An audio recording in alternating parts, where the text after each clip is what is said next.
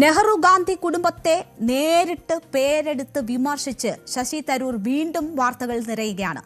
ഒരു ചെറിയ ഇടവേളയ്ക്ക് ശേഷമാണ് വീണ്ടും കോൺഗ്രസിനെ പ്രതിസന്ധിയിലാക്കുന്ന വലിയ പരാമർശങ്ങൾ തരൂരിന്റെ ഭാഗത്തു നിന്നും ഉണ്ടാകുന്നത്. പ്രൊജക്ട് സിൻഡിക്കേറ്റിൽ എഴുതിയ ലേഖനത്തിലാണ് കുടുംബവാഴ്ചയെക്കുറിച്ച് വളരെ ശക്തമായ വിമർശനം തരൂർ ഉന്നയിക്കുന്നത്. അത് നെഹ്റു കുടുംബത്തെ ഉദ്ദേശിച്ച് ആ പേര് പരാമർശിച്ചുകൊണ്ടാണ്. ആദ്യത്തെ പ്രധാനമന്ത്രിയായ നെഹ്റു മുതൽ ഇന്ദിരാഗാന്ധി, രാജീവ് ഗാന്ധി, രാഹുൽ ഗാന്ധി മുതൽ പ്രിയങ്ക വരെ എത്തി നിൽക്കുന്നു ആ കുടുംബവാഴ്ചയെന്നും അത് രാജ്യത്തിന്റെ രാഷ്ട്രീയ സാഹചര്യത്തെ ആകെ ഈ കുടുംബവാഴ്ചയിലേക്ക് നയിക്കുന്നതിൽ നിർണായകമായി എന്നും വിമർശിച്ചുകൊണ്ടുള്ള ലേഖനമാണ് പ്രൊജക്ട് സിൻഡിക്കേറ്റിൽ തരൂരിൻ്റെതായി വന്നിരിക്കുന്നത്. നമുക്കറിയാം, പ്രവർത്തക സമിതിയിലേക്ക് ശശി തരൂർ മത്സരിച്ചതിന് ശേഷം അദ്ദേഹം നിരവധി തവണ കോൺഗ്രസിനെ പ്രതിസന്ധിയിലാക്കുന്ന പല വിധത്തിലുള്ള പരാമർശങ്ങൾ അദ്ദേഹത്തിന്റെ ഭാഗത്തു നിന്നും തുടരെ ഉണ്ടായിരുന്നതാണ്. എന്നാൽ ആ പ്രശ്നങ്ങൾ പരിഹരിച്ച് ഒരുമിച്ച് മുന്നോട്ട് പോകുന്നു എന്ന സൂചനകൾ നൽകിയതിന് ശേഷമാണ് ഇപ്പോൾ തരൂർ വീണ്ടും ആഞ്ഞടിച്ചിരിക്കുന്നത്. വളരെ ഗുരുതരമായ വിമർശനങ്ങളാണ് ഈ ലേഖനത്തിൽ തരൂർ ഈ കുടുംബവാഴ്ചയ്ക്കെതിരെ നടത്തിയിരിക്കുന്നത്. അദ്ദേഹം നേരത്തെയും ഇത്തരത്തിൽ പല കാര്യങ്ങളും തുറന്നു പറയുന്ന വ്യക്തിയാണ്. തുറന്ന് അടിയന്തരാവസ്ഥയെക്കുറിച്ച് തുറന്ന് എതിർപ്പ് രേഖപ്പെടുത്തിയിട്ടുള്ള വ്യക്തിയാണ് ശശി തരൂർ. സമാനമായ രീതിയിൽ കുടുംബവാഴ്ചയ്ക്കെതിരെയും ശശി തരൂർ നേരത്തെയും നിലപാടുകൾ പറഞ്ഞിട്ടുണ്ട്. പക്ഷേ ഇത് പേരെടുത്ത് പറഞ്ഞുകൊണ്ട് വളരെ ഗുരുതരമായ വിമർശനങ്ങളാണ് അദ്ദേഹം ഉന്നയിക്കുന്നത്. വിശദമായി തന്നെ അത് നോക്കിയാൽ, പതിറ്റാണ്ടുകളായി ഇന്ത്യൻ രാഷ്ട്രീയത്തിൽ നെഹ്റു ഗാന്ധി കുടുംബം തലയുയർത്തി നിൽക്കുന്നു. സ്വതന്ത്ര ഇന്ത്യയുടെ ആദ്യ പ്രധാനമന്ത്രി ജവഹർലാൽ നെഹ്റു, പ്രധാനമന്ത്രിമാരായിരുന്ന ഇന്ദിരാഗാന്ധി, അങ്ങനെ ആ കാര്യങ്ങൾ പറഞ്ഞുകൊണ്ട് നെഹ്റു ഗാന്ധി കുടുംബത്തിന്റെ സ്വാധീനം ഇന്ത്യയുടെ സ്വാതന്ത്ര്യ സമര ചരിത്രവുമായി ഇഴചേർന്നിരിക്കുന്നതാണ്. എന്നാൽ രാഷ്ട്രീയ നേതൃത്വം ഒരു ജന്മാവകാശമാണെന്ന ധാരണയ്ക്ക് ഇത് അടിത്തറയിട്ടു എന്ന വിമർശനമാണ് തരൂർ നടത്തുന്നത്. ഈ ആശയം ഇന്ത്യയിലെ എല്ലാ പാർട്ടികളിലും, എല്ലാ പ്രദേശങ്ങളിലും, എല്ലാ തലത്തിലുമുള്ള രാഷ്ട്രീയത്തിലേക്ക് വ്യാപിച്ചു കഴിഞ്ഞിരിക്കുന്നു. അതാണ് അതുണ്ടാക്കിയിട്ടുള്ള ഇമ്പാക്റ്റ് എന്നതാണ് ശശി തരൂർ ഈ ലേഖനത്തിൽ പറയുന്നത്. രാഷ്ട്രീയ രംഗത്ത് ഈ കുടുംബവാഴ്ച ഒരു പിന്തുടർച്ച എല്ലാ പാർട്ടികളിലും നിലനിൽക്കുന്നുണ്ട് എന്ന കാര്യം അദ്ദേഹം സൂചിപ്പിക്കുകയാണ്.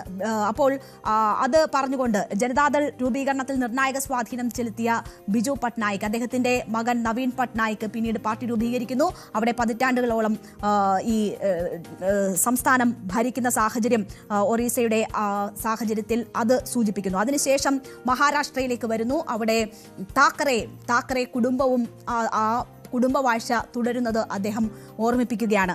അതിനുശേഷം ഉത്തർപ്രദേശിൽ സംഭവിക്കുന്ന, സമാജ്വാദി പാർട്ടിയിൽ സംഭവിക്കുന്ന കാര്യങ്ങൾ അദ്ദേഹം സൂചിപ്പിക്കുന്നു. അഖിലേഷ് യാദവ് ആ കുടുംബവാഴ്ചയുടെ തുടർച്ചക്കാരനാണ് എന്ന കാര്യം ഓർമ്മിപ്പിക്കുകയാണ്. ഇത് ഹിന്ദി ഹൃദയഭൂമിയിൽ മാത്രം സംഭവിക്കുന്നതല്ല, അതിന് പുറത്തും സംഭവിക്കുന്നു എന്നത് ജമ്മു കാശ്മീരിലെ 3 തലമുറയിലെ അബ്ദുള്ളമാർ നയിച്ചു എന്ന കാര്യം ചൂണ്ടിക്കാട്ടിക്കൊണ്ട് തരൂർ ഓർമ്മിപ്പിക്കുന്നു. പ്രധാന പ്രതിപക്ഷ പാർട്ടിയിലും ആ കുടുംബവാഴ്ച മുഫ്തിമാരുടെ കൈകളിൽ ആണ് എന്ന് പറഞ്ഞുകൊണ്ട് അത് ഓർമ്മിപ്പിക്കുന്നു. ഹിന്ദി ഹൃദയഭൂമിയിൽ മാത്രമല്ല, ഇന്ത്യൻ ഉപഭൂഖണ്ഡത്തിലാകെ ഈ സാഹചര്യം ഉണ്ട് എന്നതും കൂടി അദ്ദേഹം ഓർമ്മിപ്പിക്കുകയാണ്. അത് പഞ്ചാബിലും തെലങ്കാനയിലും തമിഴ്നാട്ടിലെയും സാഹചര്യങ്ങൾ ചൂണ്ടിക്കാണിച്ചുകൊണ്ടാണ്. തമിഴ്നാട്ടിൽ കരുണാനിധിയിൽ തുടങ്ങി ഇപ്പോൾ ചെറുമകനിൽ വരെ എത്തി നിൽക്കുന്ന കുടുംബവാഴ്ചയുടെ ചരിത്രം അദ്ദേഹം തുറന്നു കാട്ടുകയാണ് ഈ ലേഖനത്തിലൂടെ ചെയ്തിരിക്കുന്നത്. അപ്പോൾ കുടുംബവാഴ്ച ഇന്ത്യൻ ഉപഭൂഖണ്ഡത്തിൽ ഉടനീളം കാണുന്നുണ്ട് എന്ന കാര്യം പറയുന്നു. അത് പാകിസ്ഥാനിലെ ഭൂട്ടോ ഷെരീഫ് കുടുംബങ്ങളിലെ കാര്യങ്ങൾ പറഞ്ഞുകൊണ്ട്, സമീപ രാഷ്ട്രങ്ങളിലെ സാഹചര്യങ്ങൾ പറഞ്ഞുകൊണ്ട് അവിടങ്ങളിലും ഈ കുടുംബവാഴ്ച ഉണ്ടാകുന്ന സാഹചര്യം അദ്ദേഹം ചൂണ്ടിക്കാട്ടുകയാണ്. ആരും ഇതിൽ നിന്ന് ഭിന്നരല്ല എന്ന സാഹചര്യം ചൂണ്ടിക്കാട്ടുകയാണ്. അപ്പോൾ ഇതിന്റെ കാരണങ്ങൾ എന്താണ് എന്നത് അദ്ദേഹം വിശദീകരിക്കുന്നുണ്ട്. പാർട്ടിക്കുള്ളിലെ ചലനാത്മകതയുടെ കുറവുമായി ബന്ധപ്പെട്ടാണ് ഇതിന്റെ കാരണങ്ങൾ അദ്ദേഹം കണ്ടെത്തുന്നത്. ഇന്ത്യൻ രാഷ്ട്രീയ കക്ഷികൾ പ്രധാനമായും വ്യക്തിഗത സ്വാധീനത്തിൽ അധിഷ്ഠിതമാണ് എന്ന് പറയുന്നു. തെരഞ്ഞെടുപ്പിൽ മത്സരിക്കുന്നതിന് വലിയ അളവിൽ വിഭവങ്ങൾ ആവശ്യമാണ്. ആ വിഭവങ്ങൾ ഇങ്ങനെ കുടുംബവാഴ്ചയിലൂടെ അത് ഉണ്ടാക്കിയെടുത്തവരുടെ കൈകളിൽ മാത്രമാണ് ഉള്ളത്. അതൊരു അനുകൂല സാഹചര്യം സൃഷ്ടിക്കുന്നു എന്ന് പറയുന്നു. ഇന്ത്യ രാഷ്ട്രീയ കുടുംബങ്ങളെ സ്വീകരിച്ചതിന് ഒരു സാംസ്കാരിക ഘടകവും ഉണ്ടാകാം. വലിയ പുരോഗതി ഉണ്ടായി ഇന്ത്യൻ സമൂഹം അധികാരവാഴ്ചയോടുള്ള കൂറ് നിലനിർത്തുന്നു എന്നതാണ് അദ്ദേഹത്തിന്റെ ഈ കണ്ടെത്തലുകൾ ഇതുമായി ബന്ധപ്പെട്ടുള്ളത്. ഇത് എങ്ങനെ ഭീഷണിയാകുന്നു എന്ന കാര്യം കൂടി തരൂർ സൂചിപ്പിക്കുന്നുണ്ട്. കുടുംബവാഴ്ച രാഷ്ട്രീയം ഇന്ത്യൻ ജനാധിപത്യത്തിന് ഗുരുതരമായ ഭീഷണിയാണ് ഉയർത്തുന്നത് എന്നതാണ് തരൂർ പറയുന്നത്. കഴിവ്, പ്രതിബദ്ധത അല്ലെങ്കിൽ താഴെത്തട്ടിലുള്ള ഇടപെടൽ എന്നിവയേക്കാൾ പാരമ്പര്യത്തിന്റെ പ്രാധാന്യം ആണ് ഇത് നൽകുന്നത്. എന്ന് വെച്ചാൽ കഴിവില്ലാതെ തുടരുന്നവർക്ക് പോലും കുടുംബവാഴ്ച മൂലം അവരുടെ അധികാര സ്ഥാനങ്ങളിൽ ഒപ്പം തന്നെ പാർട്ടിയുടെ നേതൃസ്ഥാനങ്ങളിൽ തുടരാൻ കഴിയുന്നു എന്ന കാര്യമാണ് ശശി തരൂർ ഈ ലേഖനത്തിലൂടെ പറയുന്നത്. കുടുംബവാഴ്ചയ്ക്ക് പകരം കഴിവിനെ അംഗീകരിക്കേണ്ടെന്ന സമയം അതിക്രമിച്ചിരിക്കുന്നു എന്നതാണ് തരൂർ ചൂണ്ടിക്കാട്ടുന്നത്.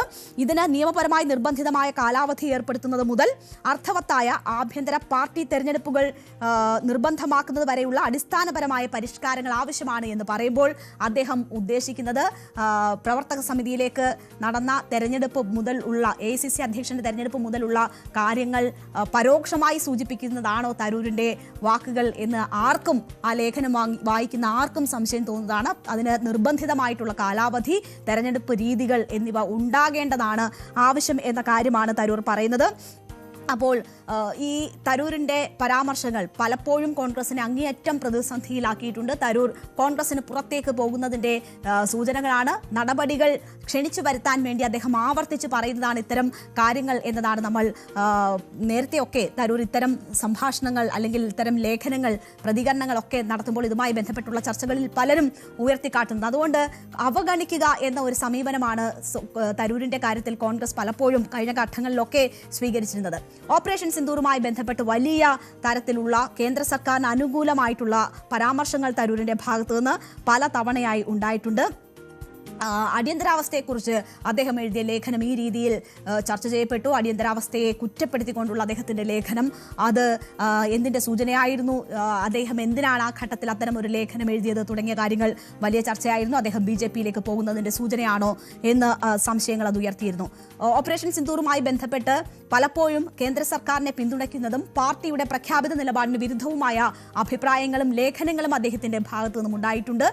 അതും പല തലങ്ങളിലും കോൺഗ്രസിനെ പ്രതിസന്ധിയിലാക്കുന്നതാണ്. എന്തായാലും ഇപ്പോൾ ശശി തരൂരിന്റെ ഈ ലേഖനത്തിനെതിരെ വലിയ പ്രതികരണങ്ങൾ ഉണ്ടായിട്ടില്ല. VD സതീശനാണ് ആ വിഷയത്തോട് പ്രതികരിച്ചത്. അദ്ദേഹത്തിന്റെ പ്രതികരണം കണ്ടതിന് ശേഷം നമുക്ക് തിരിച്ചെത്താം.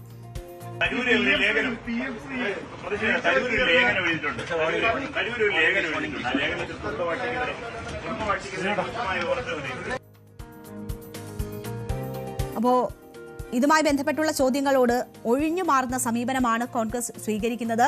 അതിൽ ഇനി ദേശീയ നേതൃത്വത്തിന്, കേന്ദ്ര നേതൃത്വത്തിനുൾപ്പെടെ ഇതുമായി ബന്ധപ്പെട്ട് പല പരാതികളും തരൂരിനെതിരെ ലഭിച്ചിട്ടുണ്ട് എന്ന കാര്യമാണ് മനസ്സിലാകുന്നത്. അപ്പോൾ കോൺഗ്രസിനെ പ്രകോപിപ്പിച്ചുകൊണ്ട് ആവർത്തിച്ച് തരൂരിൻ്റെ ഭാഗത്തു നിന്നും ഉണ്ടാകുന്ന ഇത്തരം പരാമർശങ്ങൾ ആണ് കേന്ദ്ര നേതൃത്വത്തിൻ്റെ ഹൈക്കമാൻഡിൻ്റെ ശ്രദ്ധയിലേക്ക് വരുന്നത്. പക്ഷേ ഏതെങ്കിലും തരത്തിലുള്ള നടപടികൾ പ്രതീക്ഷിച്ചുകൊണ്ടാണ് തരൂർ ഇത്തരം ലേഖനങ്ങൾ എഴുതുന്നത് എന്നതാണ് മനസ്സിലാകുന്നത്. ആ സാഹചര്യത്തിൽ അദ്ദേഹത്തിന് അനുകൂലമായ ഒരു നിലപാടെടുത്ത് രക്തസാക്ഷി പരിവേഷത്തോടു കൂടി പുറത്തേക്കുള്ള വഴിയൊരുക്കണമോ എന്നതാണ് ഇതിൽ കോൺഗ്രസ് നേരിടുന്ന വലിയ രീതിയിലുള്ള ഒരു പ്രതിസന്ധി എന്ന് പറയുന്നത്. പക്ഷേ ഇതിപ്പോൾ നെഹ്റു കുടുംബത്തെ ആകെ എന്താണോ BJP ആരോപിക്കുന്നത്, പ്രധാനമന്ത്രി ആവർത്തിച്ച് കുടുംബവാഴ്ചയ്ക്കിടയിലെ എല്ലാ തെരഞ്ഞെടുപ്പ് യോഗങ്ങളിലും റാലികളിലും സംസാരിക്കുന്നു, അതേപോലെയുള്ള വിമർശനം കോൺഗ്രസിനെതിരെ ഉന്നയിക്കുമ്പോൾ പ്രവർത്തക സമിതി അംഗമായിരുന്നു കൊണ്ട് തരൂരിന് ആ വിമർശനങ്ങൾ തുടരാനാകുമോ എന്നതാണ് പ്രധാനമായും ഉയരുന്ന ചോദ്യം. തരൂരിനെതിരെ നടപടിയെടുക്കാൻ കോൺഗ്രസ് നിർബന്ധിതമാകുമോ, അതോ കഴിഞ്ഞ തവണകളിലൊക്കെ അടിയന്തരാവസ്ഥയെക്കുറിച്ചും ഓപ്പറേഷൻ സിന്ദൂറിനെ കുറിച്ചും ഒക്കെ നടത്തിയ, നിലമ്പൂർ തെരഞ്ഞെടുപ്പിന് മുൻപ് നടത്തിയ പാർട്ടിയെ പ്രതിസന്ധിയിലാക്കുന്ന പ്രസ്താവന ഉൾപ്പെടെയുള്ള കാര്യങ്ങൾ തരൂരിനെതിരെയുണ്ട്. ആ ഘട്ടങ്ങളിലൊക്കെ സ്വീകരിച്ചിരുന്ന പോലെയുള്ള അവഗണിക്കുക എന്ന നിലപാട് തന്നെ കോൺഗ്രസ് ഈ വിഷയത്തിലും തുടരുമോ എന്നതാണ് കാണേണ്ടത്. എന്തായാലും വളരെ ഗുരുതരമായ കോൺഗ്രസിനെ പ്രതിസന്ധിയിലാക്കുന്ന BJPയുടെ പ്രധാനമായും പ്രധാനമന്ത്രി ഉയർത്തുന്ന ആക്ഷേപമാണ് ഇപ്പോൾ ഈ ലേഖനത്തിലൂടെ തരൂരും ഉന്നയിച്ചിരിക്കുന്നത്.